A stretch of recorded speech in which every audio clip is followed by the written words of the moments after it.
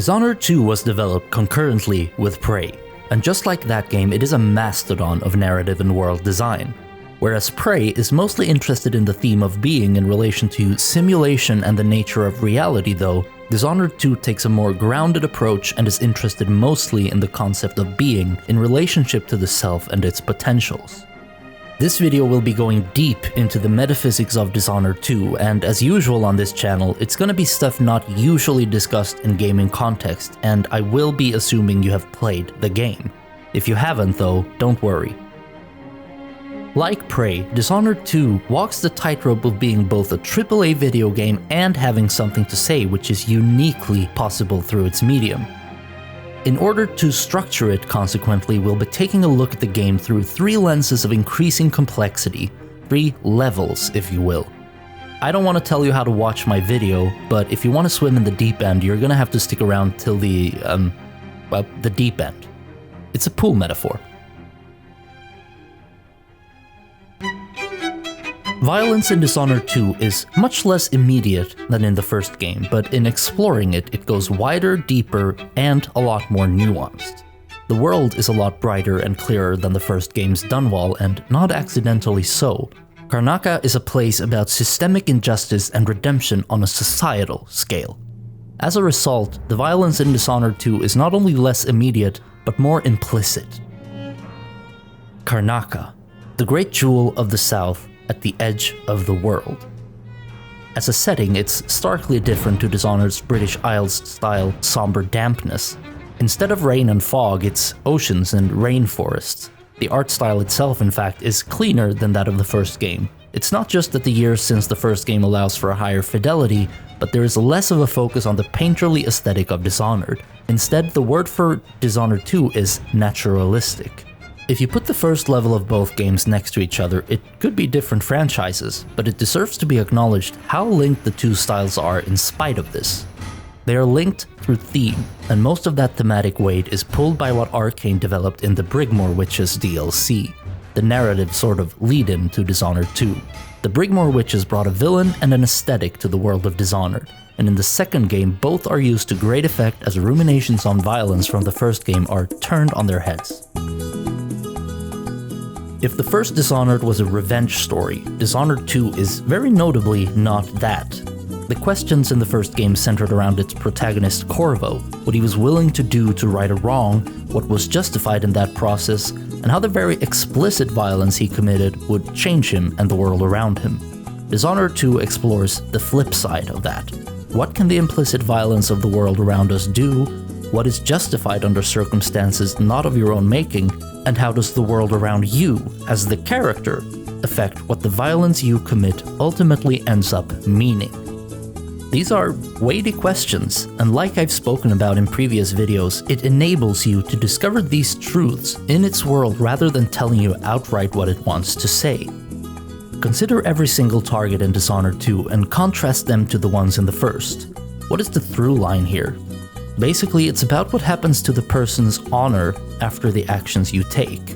A caveat, of course, is you can't just kill them, but that kind of just results in the outsider going boo and everything turning to shit.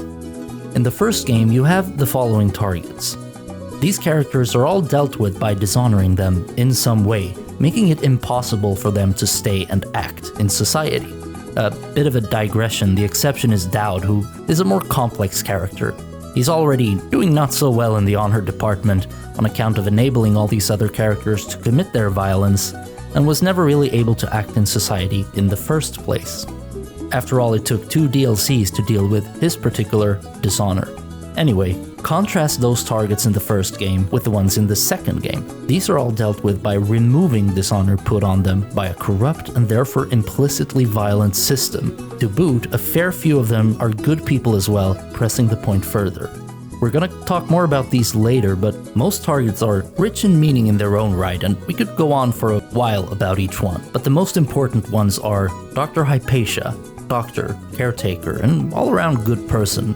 Poisoned by Duke Luke and forced to commit murder on his whim, you cure her of the poison and allow her to return to her honorable venture, curing the people of the Dust District and beyond of whatever ails them. Kieran Jindosh, inventor extraordinaire whose arrogance is leveraged by Duke Luke in order to enforce the system of corruption.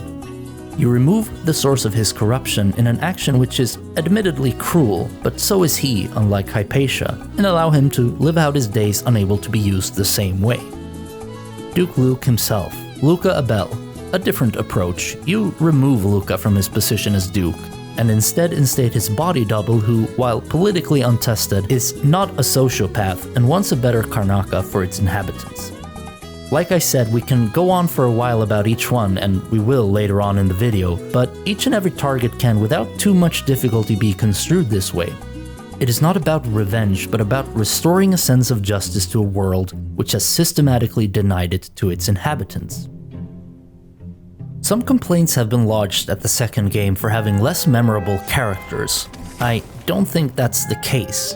The game just gives you less motivation to commit violence against them.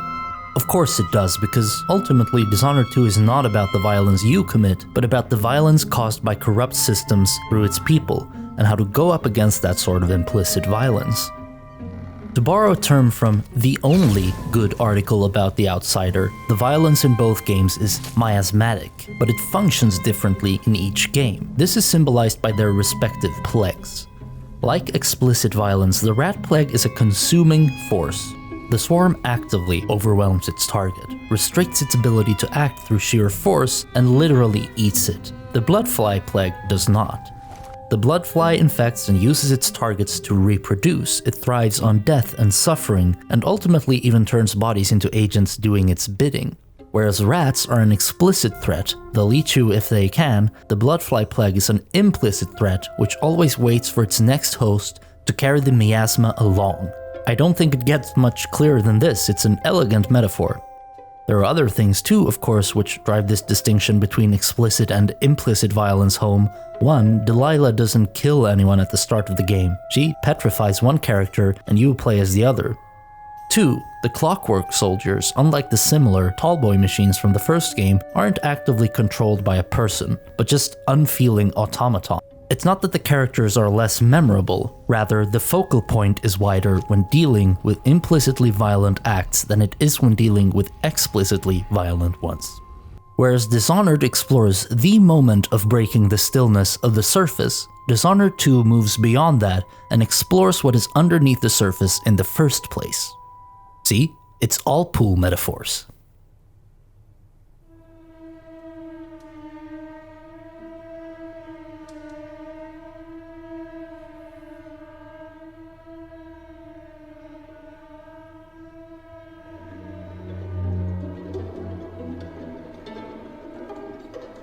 Dishonored 2 and Prey being developed simultaneously is interesting because they both have their respective entity outside of the self, outside of the world judging the meaning of said self and its actions, although the two entities are interested in different things for different reasons. Notable writing has been done on the outsider functioning as a sort of pharmakos, a type of sacrifice in an ancient Greek ritual in the world of Dishonored, but I think that writing has largely shied away from how the theme relates to our own world. In order to figure that out, we're gonna have to go into some deconstruction and Derrida, which is somewhat complicated but mostly extremely French. Regardless, the outsider is intricately linked to those questions of explicit contra implicit violence and is going to come in handy in understanding what Dishonored is saying about the relationship between the self and its actions. Rafael Colantonio and Harvey Smith were creative directors of Prey and Dishonored 2 respectively.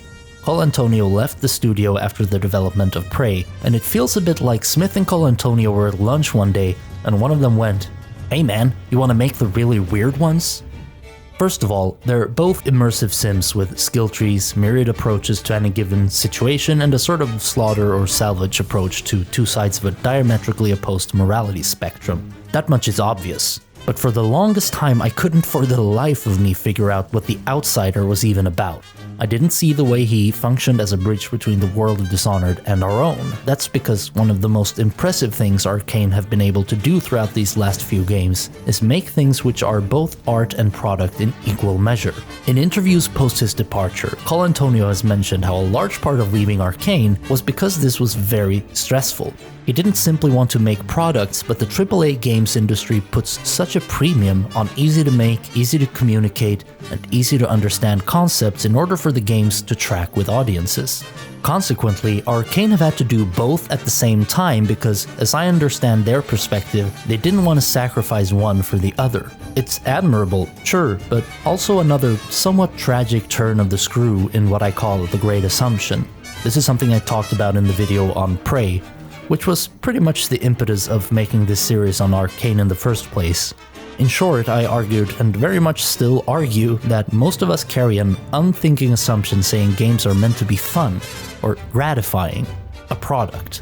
Games being emotionally, existentially, or spiritually meaningful, or God forbid, societally impactful, is something not discussed too much. At least, it isn't discussed beyond their function as commodities. Anyway, that's a whole thing, and you should watch the video on Prey if that sounds interesting. To get back to point, that turn of the screw means people in the games industry with a passion for things beyond the business of making games are forced to code into their games any complex or potentially ideologically charged or demanding or even challenging ideas, rather than making pieces of art expressly about the thing they're interested in. In other words, they need to create things like The Outsider, which are complex but easily go over the heads of players who aren't there for those sorts of things. It's astonishing how not only Prey was able to do that with Alex, but Dishonored is able to do it with, among other things, The Outsider. To boot, they did it within the same development cycle. So, what is The Outsider within the world of Dishonored? According to literary/video game critic and subsequent Arkane writer Hazel Monforton, the Outsider character is what is known as a pharmakos. This topic has a rich intellectual history, but let's sum up what Monforton is saying about the Outsider in the first place. At the end of Dishonored 2, Monforton argues, we're shown how the Outsider is sacrificed by some ancient cult in a pharmakon ritual. This ritual, they continue, was an ancient Greek social one with the intent of cleansing a society by scapegoating and sacrificing an entity which would become the pharmakos. Consequently, the pharmakos, the Outsider, becomes a powerful but socially ostracized figure within the community. Monforton then draws parallels to the crucifixion of Christ, illustrating how these ideas around what they term curative and poisonous violence have been a preoccupation of ours throughout history. The Abbey of the Everyman in Dishonored, Monforton argues, is a reflection of a society's resistance to the influence of the, quote, strange and the different for the good of the community. So long as everyone follows the 7 strictures, the Outsider will be kept at bay. In other words, there will be no need for the danger of the sacrificial lamb. Okay, as far as analysis of the Outsider's descriptive properties are concerned, I think so far so good a read, but I think Monforton's analysis shies away from a theoretical framework to understand the implications of the Outsider setting the player characters off to be either a poisonous or a curative force of violence in their world. Insofar as a PC Gamer article is concerned, that's a perfectly understandable choice to make. Most people are probably happy just knowing why the Outsider contacts Corvo in the first place. But I'm not, and I can't help but feel that going from, quote, an archetypal trickster figure tempting us to violence for the heck of it, to an entity curious about what type of violence, implicit or explicit, poisonous or curative, we will be committing is leaving a lot left unsaid in the middle and at the margins. The Outsider is a more complex and a more modern idea than Monforton is able to convey. So here's the thing. The problem with the ancient Greeks is that they were almost exclusively wrong, and then they died. In the article, Monforton caveats their arguments by saying it might seem strange to draw connections between a modern-day video game and an ancient Greek social ritual, and again, it's a PC Gamer article, but I don't think it is if there's a very blatant reference to it in the dang game. You know what is weird though? Implying a modern-day video game is uncritically including an ancient Greek ritual for curative violence. Or maybe that's just me. But ultimately, the significance the Outsider has for us is by virtue of being in a piece of media we're meant to take part in as modern human beings. Interestingly, pharmakos, besides what Monforton identifies, is also a term used by philosophers/linguists/ Jacques Derrida, and it gets really weird.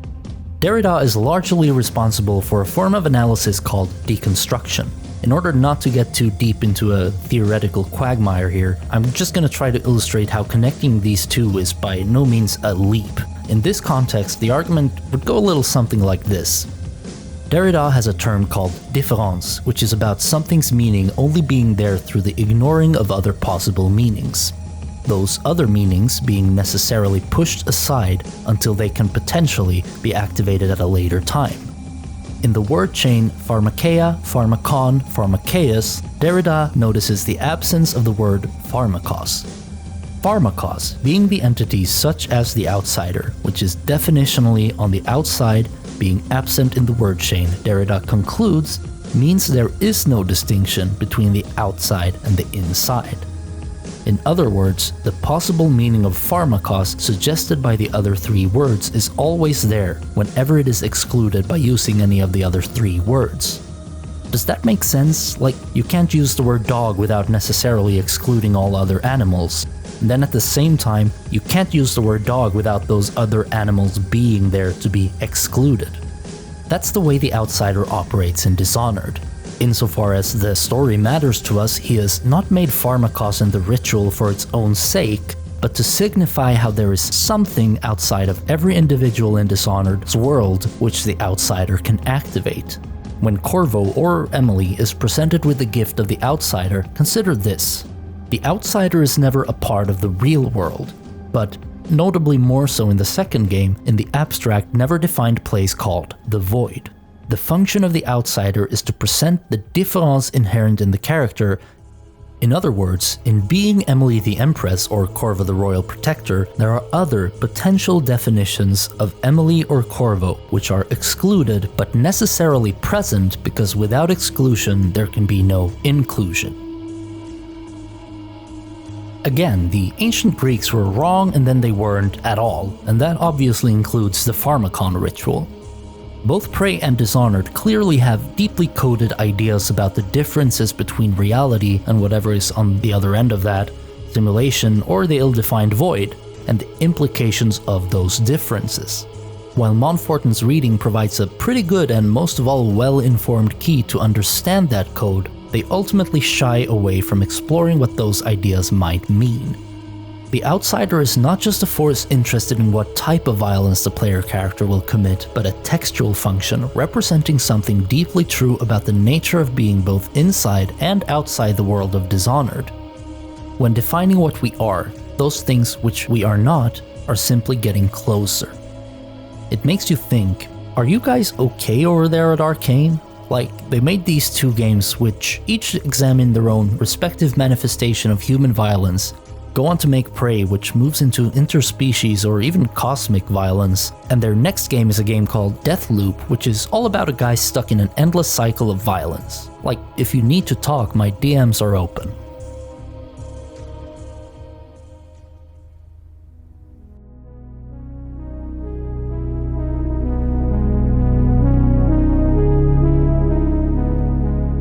I know I made a big thing at the start of the video about how complex this third and last part would be, but it was actually a clever ruse. This is actually gonna seem pretty approachable because what I've been doing is teaching you how to swim. I was doing a rhetorical pool metaphor the entire way here, and you're very welcome to the deep end. The entire point of Dishonored 2 on a metaphysical rather than literal level is to explore what it means to exist within a space and a time. A space-time, if you will. Arguably the strongest thesis statement in the game on this is Delilah as a character and how she is used to illustrate a deeply tragic existential failure. Besides Delilah though, all the other targets are defined by the way they exist within their spaces, the levels, without which they would just be laughably one-dimensional. Video games are inarguably and uniquely situated to explore these themes on their own terms rather than through roundabout ways like words. And maybe even more than simply providing the player that opportunity, Dishonored 2 provides such a strong thesis statement on why and how to actually achieve that.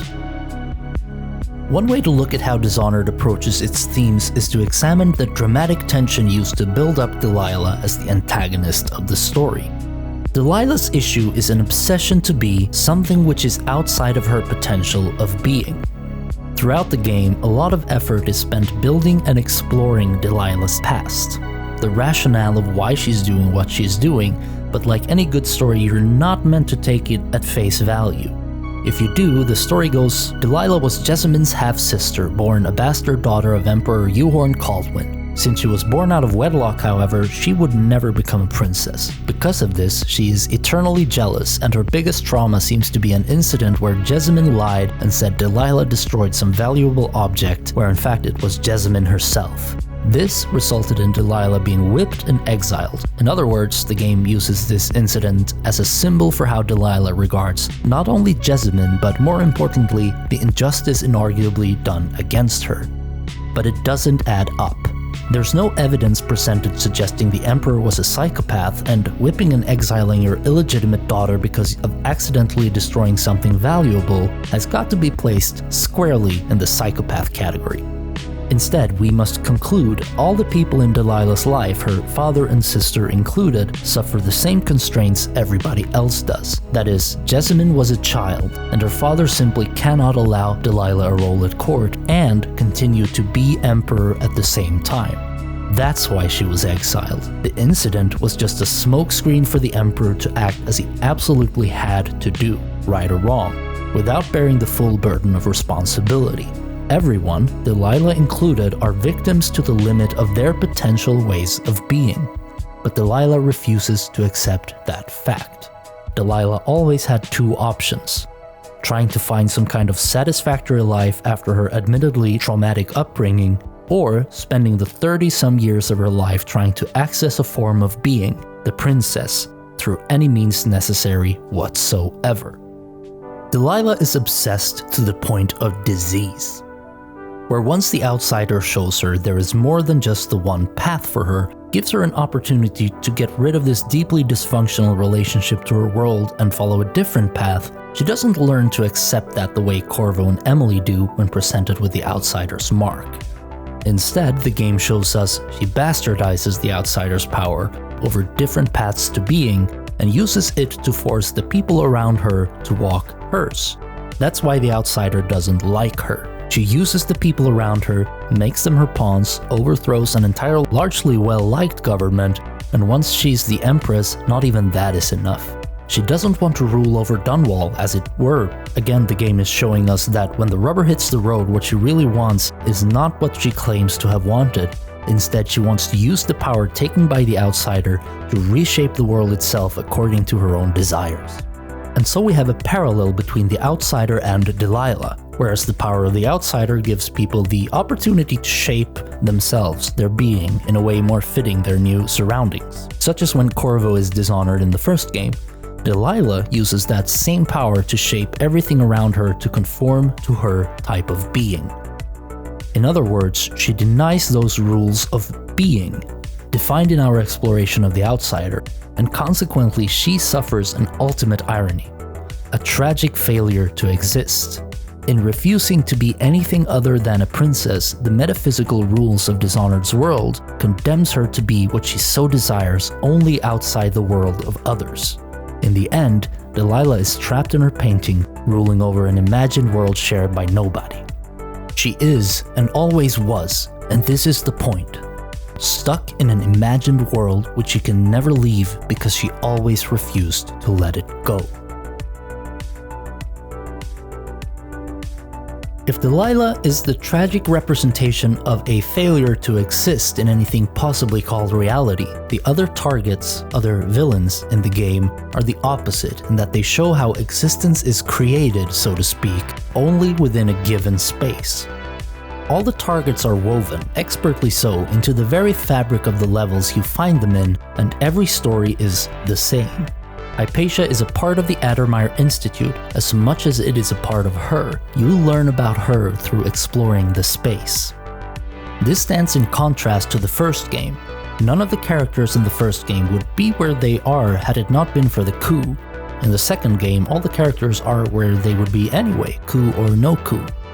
Jindosh has got his clockwork mansion, which he literally built himself as a shrine to his destructive genius.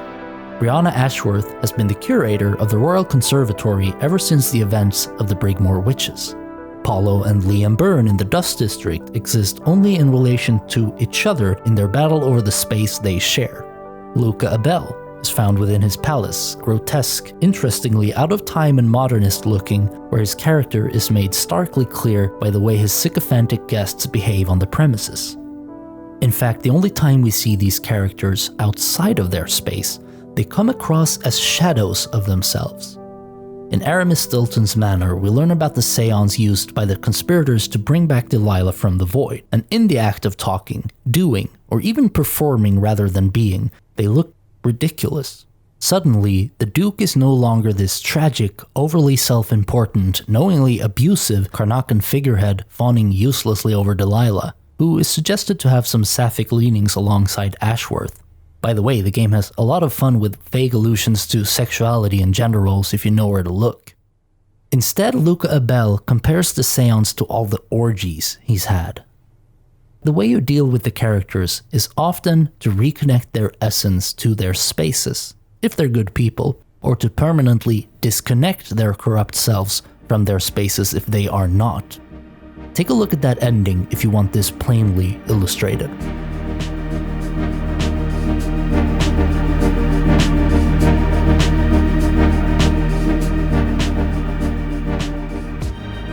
This is the largest, most impactful thematic throughline of the game. It's fine to play it unthinkingly, just seeing a story about setting things right.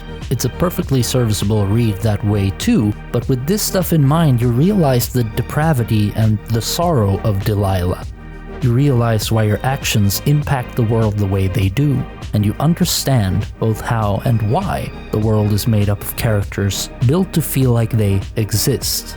And through them, the world starts coming together, seamlessly, organically, and with the weight of the humanity required to build it. Most of this is not what the game is about in any apparent way. It requires looking beyond what is presented in an obvious way if you don't want to get too heavily into it.